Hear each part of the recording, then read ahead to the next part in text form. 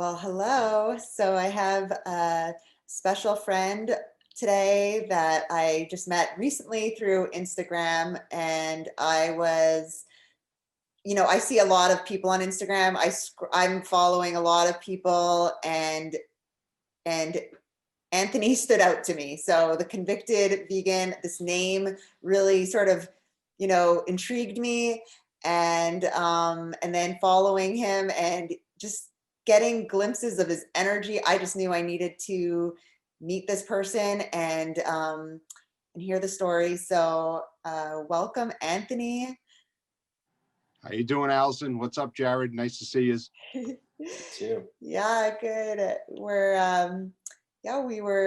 spoke earlier a little bit, so we got to know each other a little bit, but I think it's really important that we share your story because it is quite a story, and not many people have experienced what you've experienced and had the type of awakening that you have. So I'd love to, if you can summarize a little bit of your journey and where you got, the name, the convicted vegan. Would love to just hear. Yeah. Okay, like when we spoke earlier, first let's tell everybody about that.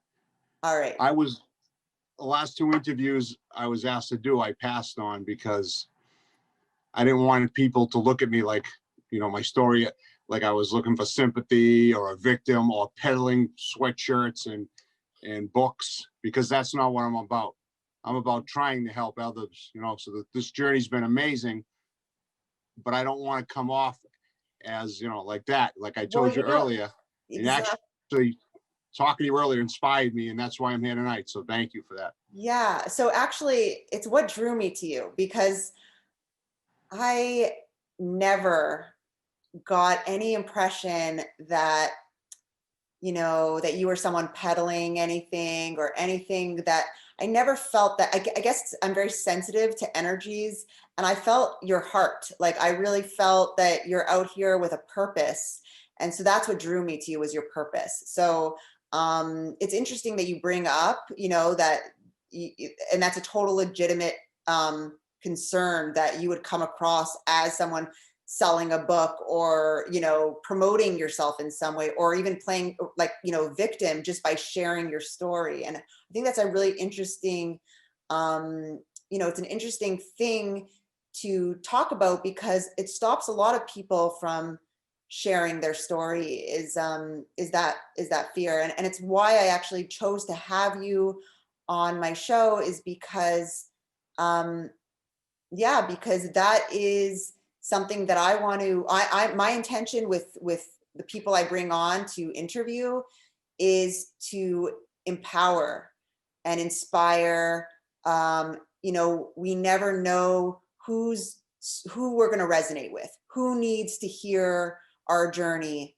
And so we're just out here planting seeds for whoever needs to hear. And that's what drew me to you, was that you do have a powerful story. And so with that being said, with no, just with that intention, that's what I'm interested in hearing about your story. And that's why I would love you to just share. Okay, where do you want me to begin? So, the name, the convicted vegan, what are you convicted of, if you don't mind me asking? Well, the convicted vegan is more than just the name of, like, having to do with prison. It has to do with, I'm convicted to veganism. It was a cute little, add-on, because I was convicted with the handcuffs on the logo and all that. But the real convicted vegan is, I'm convicted to bettering myself, becoming a better person, not eating animals, living a cruelty-free life, and just that's what the convicted part is really about. It's, I'm convicted to veganism. That is everything else is just a bonus. It's cute and all that, but the real, backstory of the convicted vegan is, I'm convicted to this life. That is so beautiful. Like what gave you this awakening? Like, how did you come to this conviction in veganism? Well, I learned about it in prison, but because of the $1.25 they give to the federal, government to feed us. It couldn't be done in there. I toned down on the meats and chicken and all that. And I went basically pescatarian in there once I had my spiritual awakening. But when I got out, I was able to, research.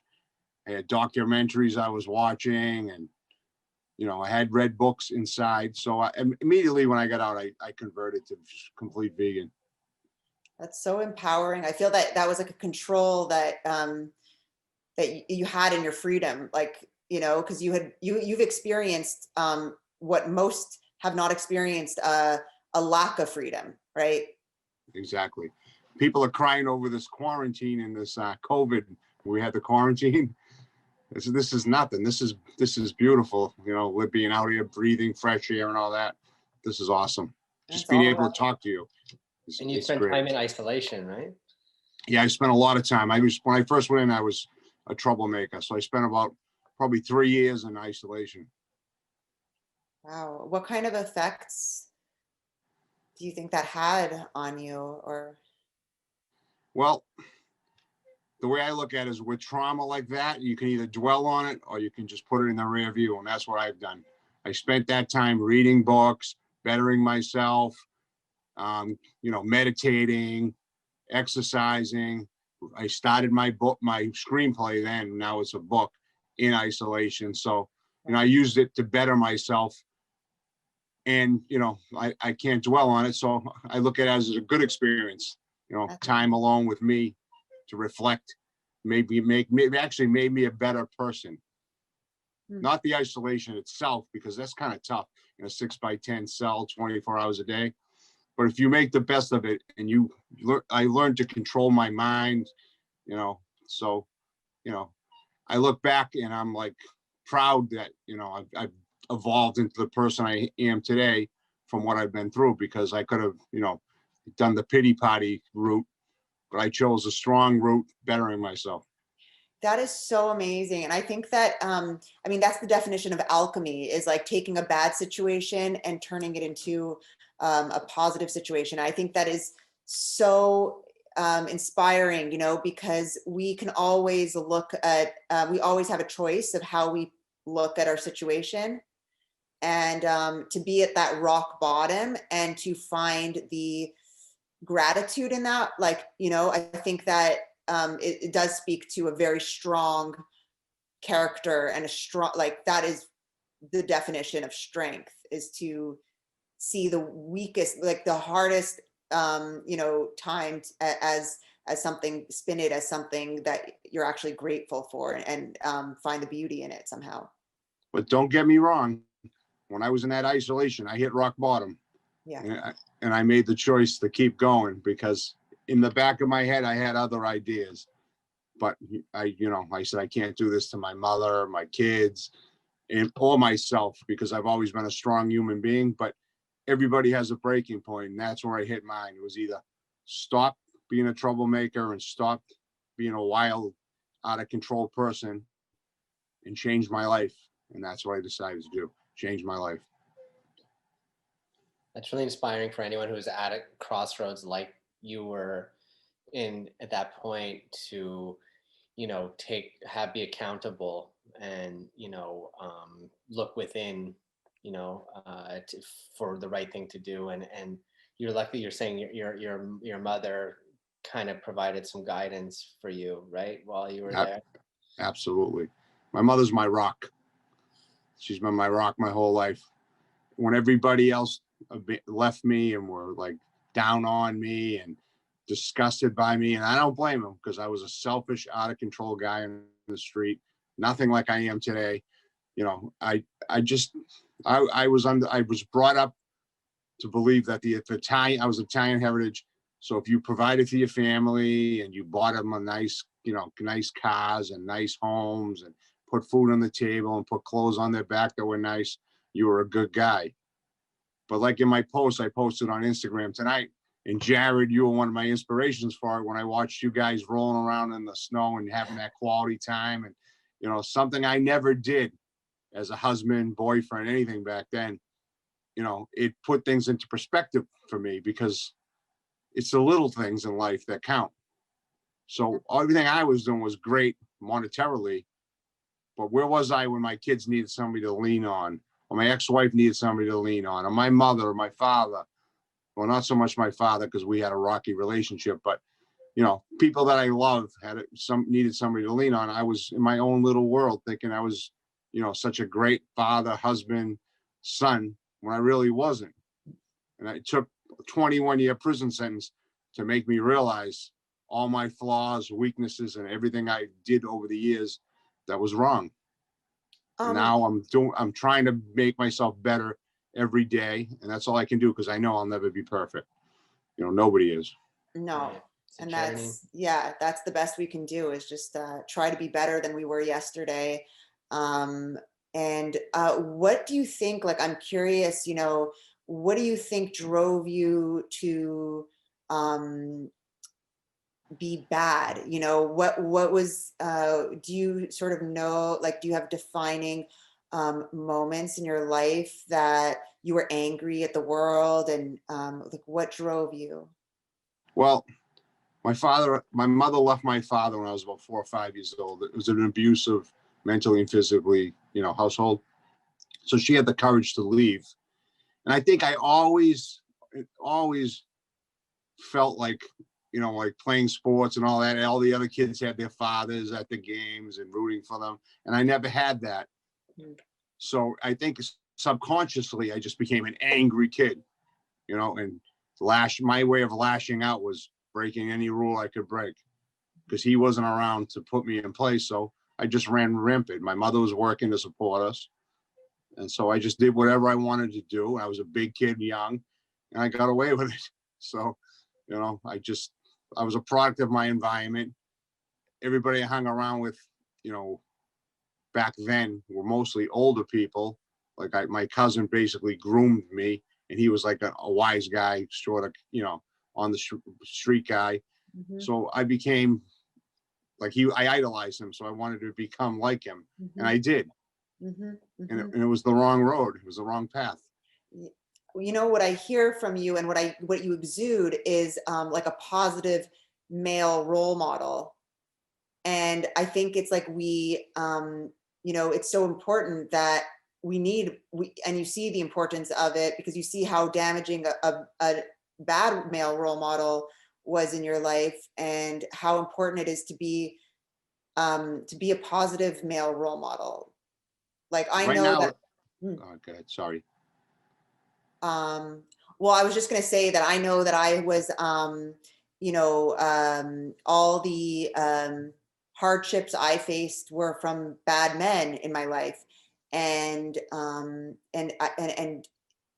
yeah, like, I saw the importance of having positive male role models. That's why I encourage Jared to be a role model, and why I want to shed light on um, people like you, because I know how effective that is in the world, how much the world needs positive male role models. Well, first of all, you probably weren't able to pick Jared, a good guy, you know, not a narcissist or whatever, until you learn to love yourself, correct? Yeah. Okay, that's what I've been trying to do.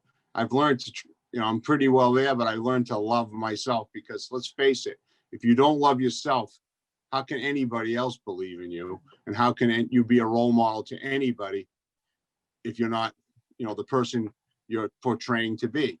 Hmm. So yeah, as far as the role model thing, there's nothing I want more than people in society, or even young kids, to say, all right, that guy changed his life, and I want to do what he does, and I want to go down that path, and, you know, strive to, you know, I'm shooting for the stars. You know, I'm happy, you know, to just be here right now. But, you know, I have a lot of high expectations of myself, because of all those years I missed and how I was before, the way I acted. So, you know, as So far as the role model thing, you know, that's what I strive to try to be. And what really resonated for me was how you were saying that, you know, you were living this lavish lifestyle. You had a big house and a lot of material possessions, and you know, superficially, it seemed like you were happy. You know, you had all the makings of a happy life, but you're saying how that wasn't making you truly happy, right? Now I had a 5,000 square foot house. I had closets the size of my bedroom now. And now I'm in a 1,000 square foot condo. It's not even wheelchair accessible because I live with my mother. So the reason I'm doing, plus, you know, I'm writing the book and doing the clothes and all that is I'm trying to get out of where I'm at, just so my mother can have like a handicap accessible shower and all that, you know. And let's stop right there because it sounds like I'm peddling again, but this has nothing to do with it. It's my goals. It's what I want. You know, exactly. But you deserve it because you're putting in the work, and there's no, you know, you're doing good work. And so, you know, making money, we sort of have it doesn't have to be, there's no negative around, um, promoting ourselves. I mean, I am now, I have a much healthier relationship to money. And I know that if you're doing good in the world, and you're, you know, making money in a really clean and very positive way, that that's our birthright. I mean, abundance is all around us if we can tap into it. And a lot of us have this, like, you know, negative, self-limiting beliefs around it. So I don't, you know, definitely don't feel that that's at all what you're like what you're coming off as, because it's just, yeah, we have to also heal that relationship to, promote to like loving ourselves and actually, you know, yeah, I don't know, to me Yeah, that's, like there's so much shame around self-love, you know, like people, parents and friends being like, get over yourself, you know, like, but like you said, unless you fill your own cup first, how are you supposed to share with others? How are you going to heal someone else unless you yourself are showing, proving to yourself that you love yourself? And you know, I think it's really vital in terms of like the vegan movement and just promoting health, the quality of life, that we start with ourselves, guilt free, without shame. Um, and here you are, having like gone on this incredible journey, and you've arrived at this place now where you could like proclaim that and not feel bad about it, nor should you, because yeah, I guess it's my ego. You know what I mean? yeah, Like people like your wife was just saying, like Allison was just saying, she doesn't get that vibe from me because I really feel like I just want to help people. But then you overthink and you have an ego and you don't want the people to think differently of you than your real intention. yeah, So yeah, I'm overthinking it. And then Allison pointed that out to me earlier, that if you don't tell your story, how can you help people? And that's why I'm here tonight, because I got to a crossroad where I felt like, you know, I'm sick of like trying to, you know, promoting my book, promoting my clothes, because I don't have to promote my book. It's already in Hollywood. Guys are looking at it. I've gotten the thumbs up. I've been told to make it into a screenplay. So I was just like falling back and just going to be not in slow down on interviews and stuff until I talked to Allison. And she's like, you know, it's, you know, don't feel like you're, you know, like I told her, I said, I don't want people to think, I'm a victim or this and that. And she says, it's not about that. It's about getting your story up to help others. And that was my whole point in doing this. You know what I mean? Because I have enough confidence in my writing ability. Anybody that reads my book has given me an unbelievable rating because it's that good. So I it's don't have to genuine. promote it. And I said tonight, I don't even want to talk about like yeah, what website. So I don't care about any of that. I want to just get out here and try to help people tonight. And that's why we're doing this. So that's great. Thank you. yeah, yeah.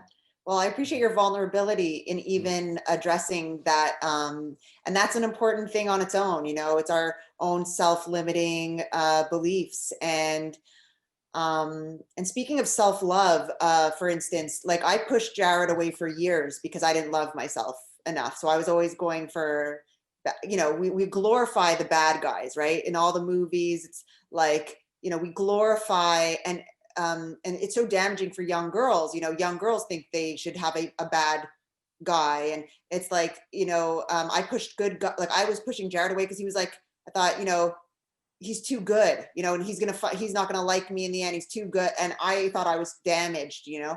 So there's so many like limiting beliefs that block us from our, you know, it's actually quite easy in a way to attain our like what we want in life, but we have these like little like ego, like you said, that those that come in the way and block us. And so it's just an interesting anyway, just to kind of sidetrack, but it's interesting to have that limitation and to express that, because I think a lot of people can relate with it. Yeah, men and women, same thing. If you don't love, no matter who it is, if you don't love yourself, it's hard to let somebody else in. And then you always doubt, because you're used to settling or going for people like our fathers, or say a mother mistreated us, somebody like the mother. People make bad choices because of trauma. So until you let that trauma go, and I took a life coaching course, I'm a certified life coach now. And if they really drive that home, nobody can move forward, especially in relationships, if you're still carrying that trauma. And to break the pattern, you have to go out of your comfort zone. And sometimes you have to be the black sheep of the family to stop that cycle from continuing on, which is what Allison is doing.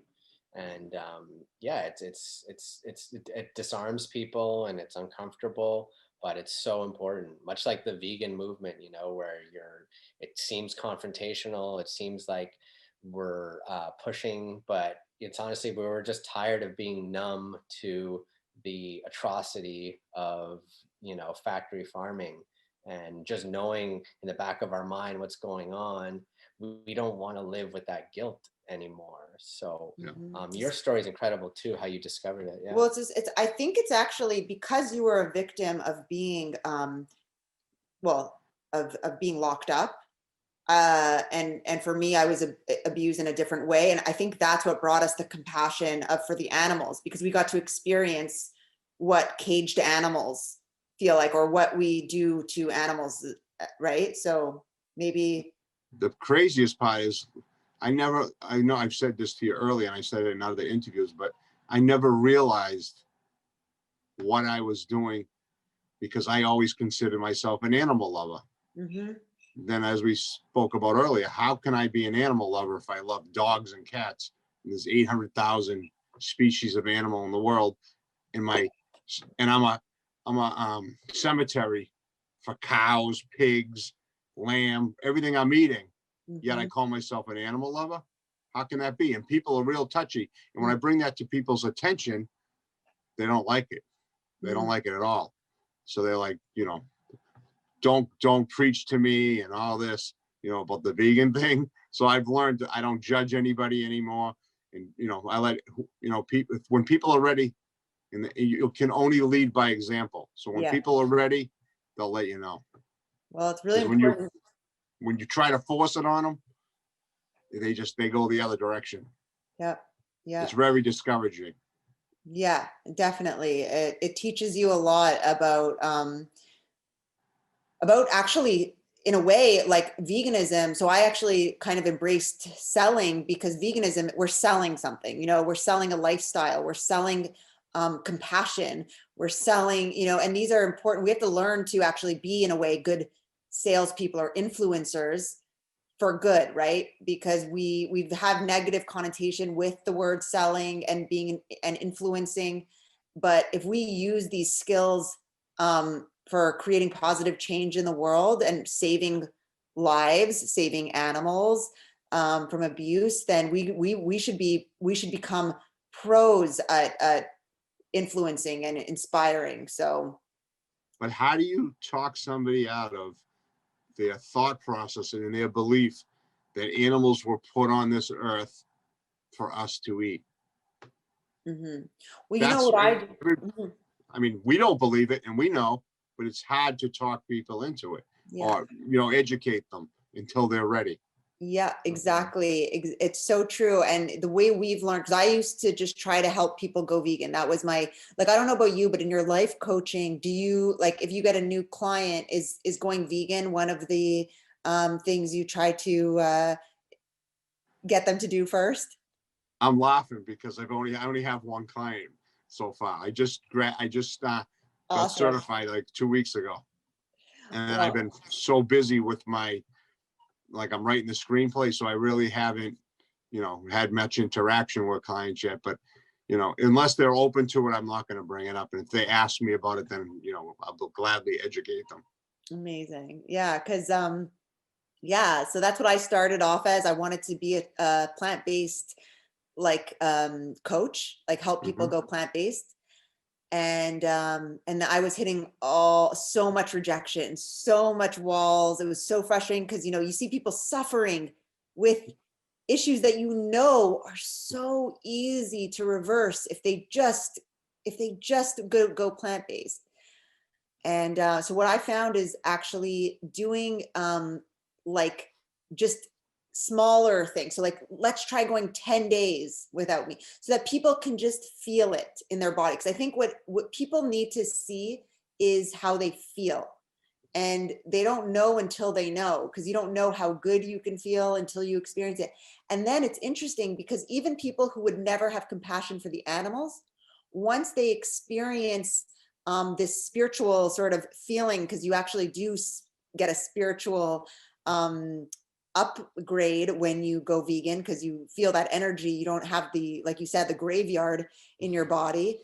Then they start to develop their compassion, you know, their empathy actually grows. And so it's a loophole like I've gone through to help people, is getting them on either a 10-day or a 30-day, if they're up for a 30-day vacation from, I call it a vacation because I don't say it's permanent. Yeah. I just call it, I say a 30-day vacation from animal products. And that's working really well for me, because a lot of the people that would have never gone vegan, they experience it and then they don't, or they try to go back after, and then they feel like shit, because it's like once you live without it and then you eat like a big steak or something like that, your body is like, it's going to feel it. Right. So Forget it, not only the animals, the environment. yeah. Yeah. You know what I mean? I posted something last week that I saw that was unbelievably like incredible. Actually, one hamburger takes 660 gallons of water to make. That's staggering. That's like, okay, so my kids and then their kids, like, think about if everybody was vegan, the environment would be so much better. Yeah. For years and years to come, not just, you know, way past when we're alive. Yeah. And the standard American diet, like the standard American, the way they eat is like, I mean, super unnecessary amounts of like huge amounts of this every day. So it's staggering when you think about just one hamburger, what it takes. And then when you think of the average American, how many hamburgers they eat a week, or how much, you know, steak and milk and stuff they consume. I think we have to approach the issue with creativity and just patience and forgiveness and understanding. Like we've discovered that, you know, certainly with family and friends, you know, if you push too much, then you'll get resistance. So like our goal is just to have more people go plant-based. It's unrealistic to think that the entire planet could go plant-based, but the more people that stop eating meat, the better off we'll all be, you know. If then, you know, meat sources could be more sustainable. It could be from like, you know, no longer factory farm meat. It could be from, you know, trusted sources, because animal agriculture is essential to growing crops and, you know, rewilding. We need animals, we need like livestock, but we don't need to murder them and eat their Or bodies. confine them and enslave them. I mean, yeah, there's, yeah, I don't believe in enslaving any sentient being. Anything with eyes and a central nervous system does not want to die. Like they would rather live than, and freely, than be consumed by another creature. See, the problem is though, like even with me, I grew up in that heritage, and then, you know, I was eating meatballs, sausages, all that stuff my whole life. And it took going to prison to even like, you know, going to solitary confinement, getting a book sent to me to even realize any of this. So people just want to keep closing their eyes. And even like when I bring it to their attention, they don't want to hear it. Sure. I mean, it's actually like sad that It is. nobody wants to know what they're doing. Like I'll try to explain to people and they just don't want to hear it. For sure. It's cognitive dissonance where, you know, if a lifetime of programming to think that meat is essential, you know, dairy gives you strong bones, like that's what we're told from childhood growing up, and then to suddenly be told that it's actually not true and you could get all the vitamins and minerals you need from plants. I mean, the animals are eating the plants, they're getting the vitamins, and then you eat the animal's body to get those nutrients from the plants that they're eating. We're just skipping the middleman essentially, and Exactly. saving the planet in the process. So yeah, it's a bit of a wake up call, and it's jarring, but most people struggle with their food addiction, not realizing it's actually an addiction, and you know, try to take drugs away from a junkie. It's not going to be easy. No, Yeah. not at all. Yeah. And, you know, I think what we're doing, even with this interview, is really, we have to remember we're planting seeds. So something that, you know, it's so interesting, right? Because you said you got a book when you were in solitary confinement. What book was that? I don't remember the name of it, but it was on a plant-based. Mm-hmm. My mother sent me a bunch of books. She knew I liked to read because there's nothing else to do in there. And I picked it up and I started reading, and I was like, really, this is pretty interesting, because I knew I already had stopped eating most of the meats in prison only because I knew it was really old. Like my friend was a cook, and he said that some of the meat was 5 years old, frozen for 5 years. In They only Canada. get $1.25 a day to feed us, like I said. So, you know, they were giving us bad quality. I knew it couldn't be any good for us. Then I read the plant-based and everything behind it. So then I had to send me a book on veganism, and then it got even deeper. So I was like, okay, this is really intriguing. And then it was really powerful. And then when I got out and I really like researched it and everything, because I knew I was going to, because I already had been in that direction. You know, once I started watching those documentaries and stuff, nobody will watch them either. When I tell my people who eat meat, watch this documentary, nobody will watch it, because they know, you know, what's going on, and they're gonna like feel bad. Everybody feels bad and all that. So I watched it. My eyes were open, and I felt horrible. Yeah. Like next time I went to the supermarket, I couldn't even look in the direction of the meat because I felt bad as a human. I was like, wow, you know, and it went against everything I was ever, you know, brought up to believe. What So, happens? you know, it was an eye-opening experience. My eyes are wide open now. You know what I mean? Nothing gets past me. Mm-hmm. You know, so Yeah. It's amazing how veganism is like a gateway for our, you know, for opening our eyes and for just our higher self. Like it's a gateway. yeah. And then you have now on social media, we have a lot of vegan friends, and everybody's posting good stuff. And that just keeps us all strong as a community. Veganism's grown 600%, I guess, in the last few years. So that's amazing right there.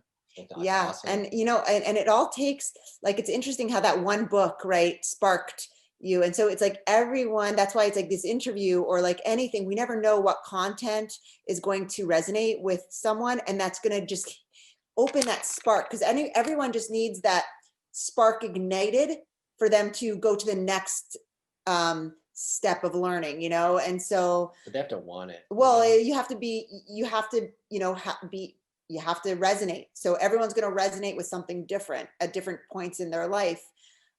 Yeah, for us, like, I don't think like it's hard to watch slaughterhouse spy cam videos, you know. Like, how long have you guys been vegan?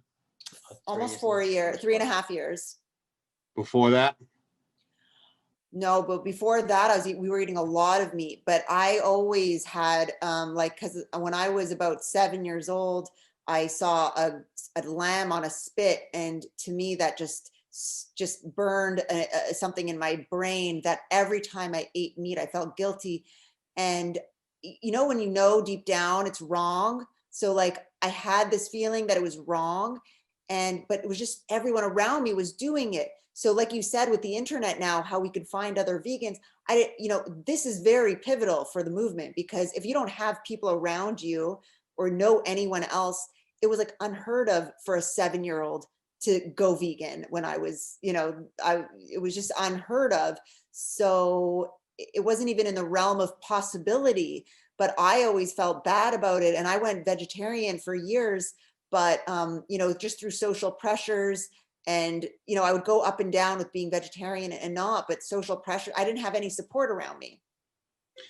That's funny that you said that. I have a pretty similar story. Like when I was young, about that age, my grandfather made me participate in killing a chicken. It was like a sign of manhood to him. Well, that chicken was like my little buddy. We were still playing in the backyard. So when he did that to me, it was like you said, I stopped eating chicken from that day on. I wouldn't even eat chicken that night, but eventually I went back to it. But it always resonated in the back of my head. It always felt dirty when I was eating meat subconsciously.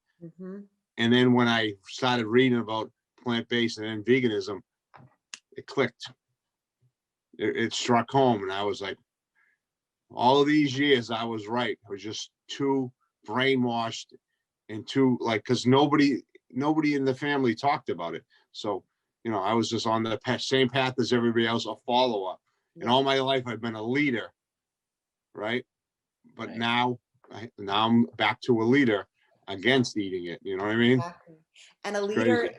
and a leader in good, you know, a leader in positive change. Not always. Well, no, but now you're Yeah. a leader in positive change.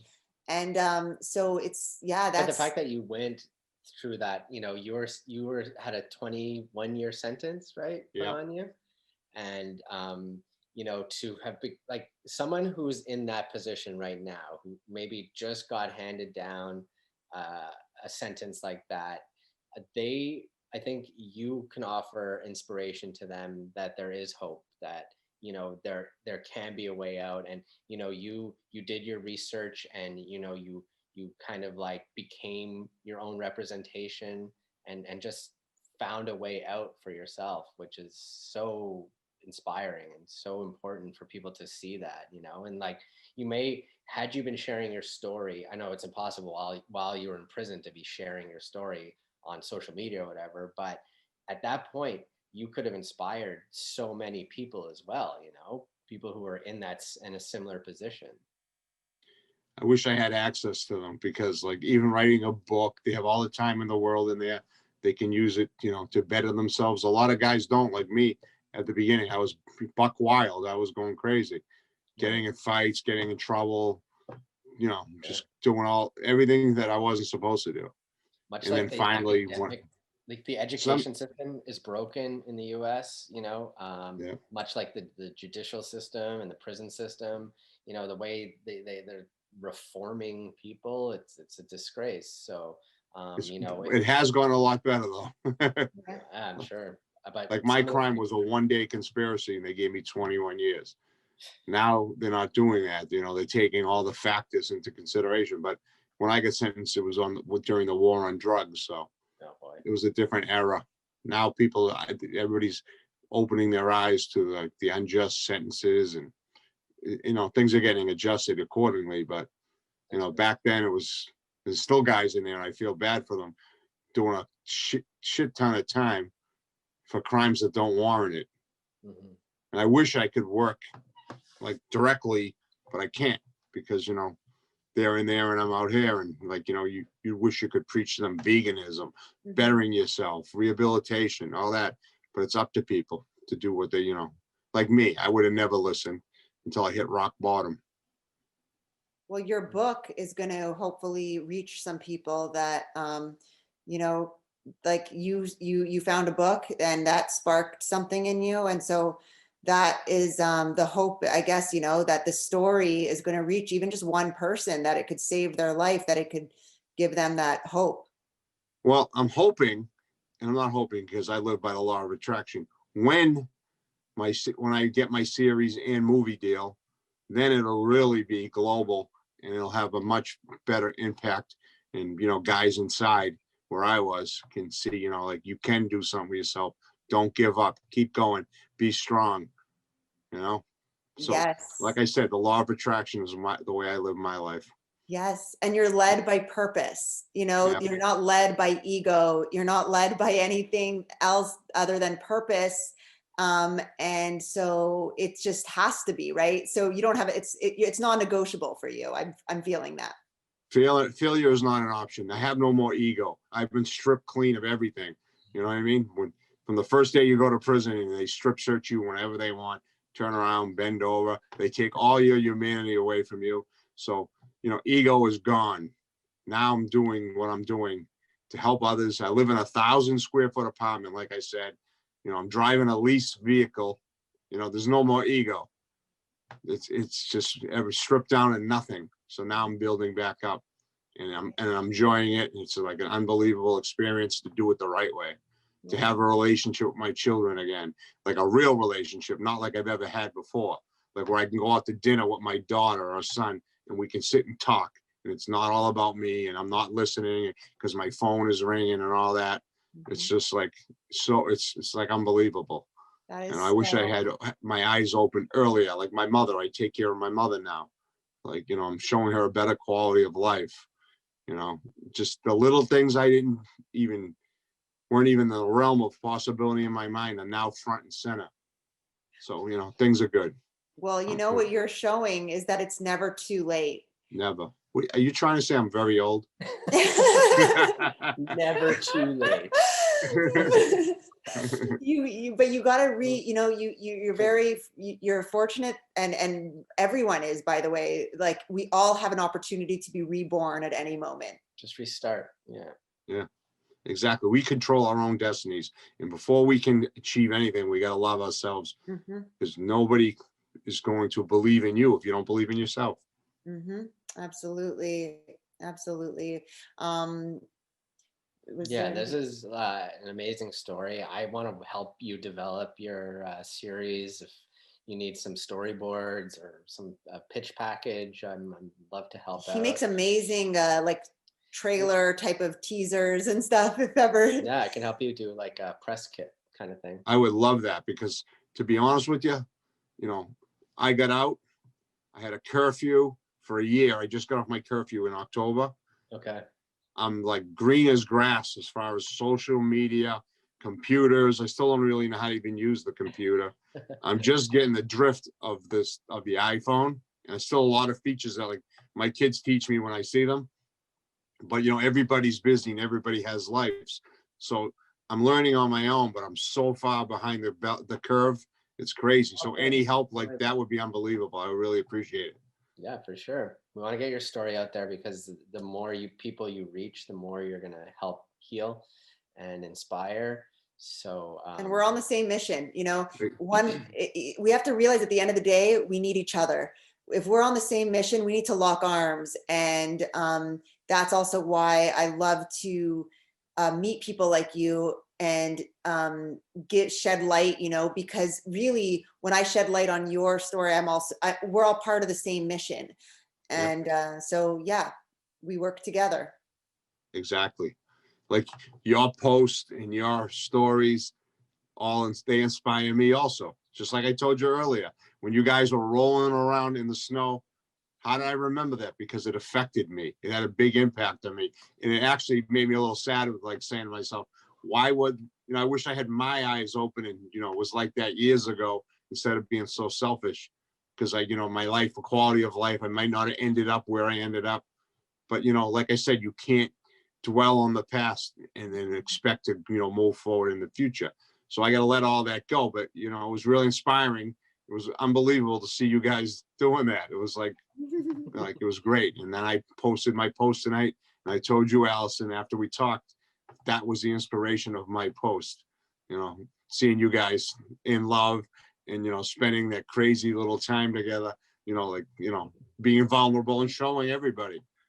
Yeah. Well, thank you. Last year we would not have done that. A couple of years ago, I wouldn't be right here. Yeah, exactly. We're really, exactly. We're growing. And it's like interesting, right? We always have another chance, because if you can inspire someone else to do that in some way, then you've done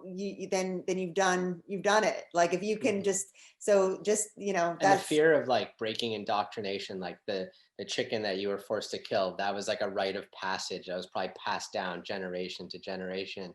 Heard the lamb on the spit, that was a Greek family tradition held very sacred, to push against that, to go against that's very difficult. Without support, without a community to help guide you through that, it's not going to happen. So this Yep. is essential. And we broke the chain with our kids. We didn't do that. There was no killing a chicken with my son. Even now I'm out now, whatever. Even when he was little, he was 2 when I went away. But you know, to me, it would have never happened anyways. And I was never told by my grandparents or my father, "Hey son, I love you. I'm proud of you." I can't even count how many times I've told my kids that. It's in the thousands, because subconsciously that trauma affected me so much. I didn't want to be that guy. You know what I mean? I love my kids and I'm not afraid to tell them that. Yeah. Yeah. Well, that's true. Great. You know, that's it. Well, that's, we all strive to be, hopefully we all strive to be the parents we needed, or the, you know, the leaders we needed to see. And so, you know, that's just so important that, you know, when people didn't get what they needed, that they be that, instead of, so many people replicate the patterns, but that's the easier, that's the comfort zone thing, you know, like you can, but to go, the true strength is breaking the patterns and like being the change that you needed to see. Yep. Look at us now. I've been up since like 6 o'clock this morning, exhausted right now, right? But I have full of life right now because I'm talking to 2 fellow vegans, you know, and you know, even though I'm tired, we're getting our message out, and this is great. Yeah. And I hope everybody appreciates it and realizes that we're not just doing this for us, we're doing it for them. Exactly. We're doing it for everybody. Yes. Yeah.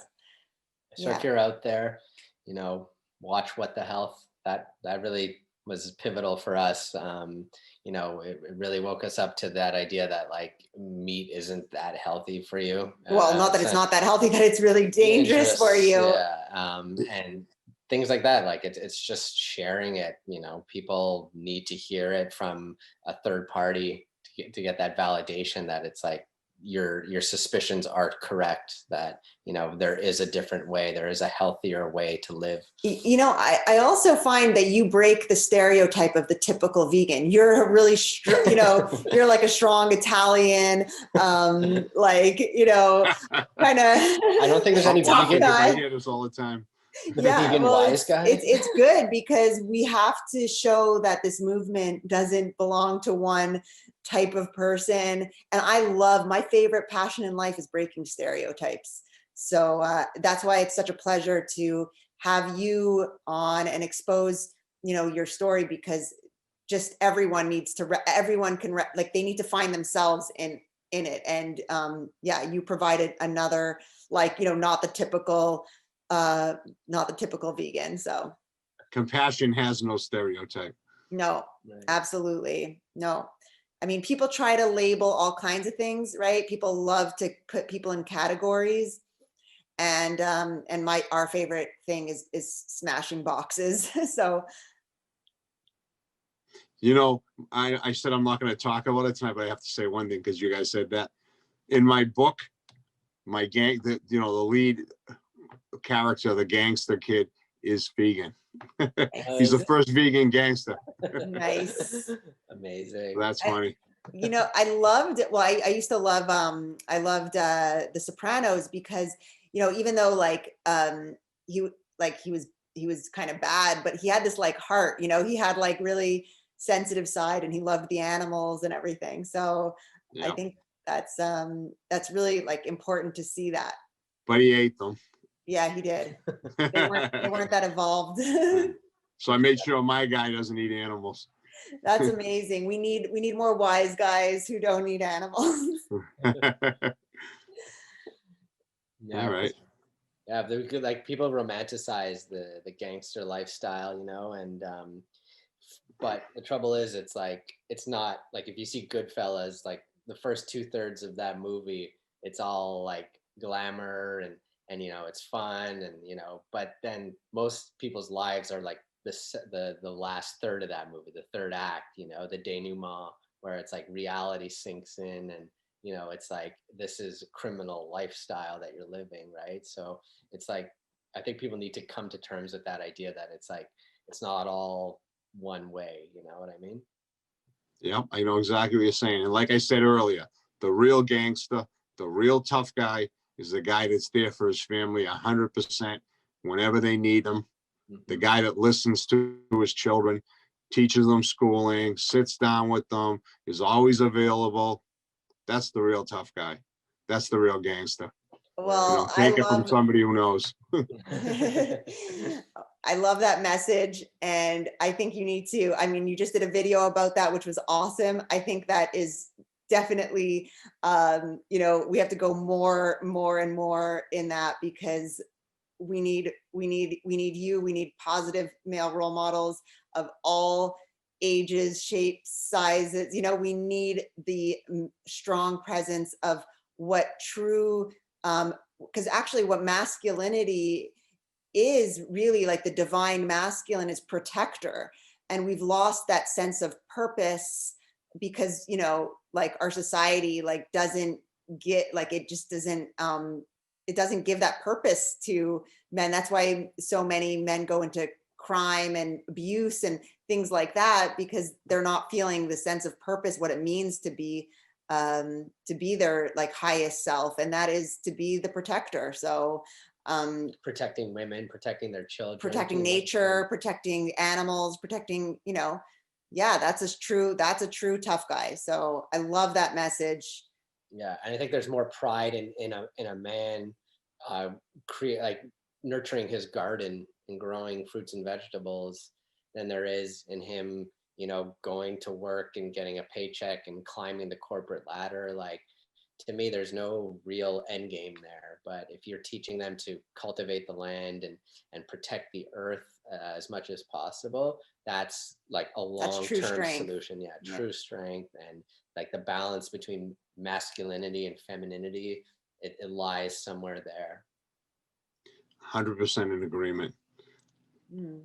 I'm just glad that I'm on the path I'm on and not on that path I was on. Yeah, well, you needed to have that experience for you to be able to be where you are today. So, we, definitely, I'm grateful for your whole journey, that it brought you to where you are, and that the world has you in it now. So we're gonna, like, hopefully this is gonna reach someone that needed to hear it. And I fully know that it will, because when we are out here planting seeds, it's going to land in the right hands. Yep. Like I always say, I'm always available if anybody wants to DM me. They need help. They're in a bad place. Not many people do, but even the few that have, and I've helped, I'm appreciative for it. But don't be shy, guys. I'm right here. I don't bite. Just because I was in prison, I've learned my lesson. I'm here to help. Let me help you. Awesome. Very cool. Thank you so much. So we're gonna draw, like, I know not to market you or anything, but so if you want to follow, it's the Convicted Vegan on Instagram. And I love what you're putting out there. I love the energy, the vibe, I just feel it so much. So I have no doubt that your message is going to get out there, and we're in this together. So we're on the same mission, and that's beautiful. Yeah. Thank you so much for taking Thank you, guys. Both amazing people. It was a pleasure. Appreciate you, Anthony. You too, bro. Allison, have a great night. Thank you for giving me this opportunity and opening my eyes to continue to help people. I appreciate it. Great. We're here along the way on the journey. So yeah, more of this. I have one more thing to say. Stay convicted. That's my logo. Love it. I know.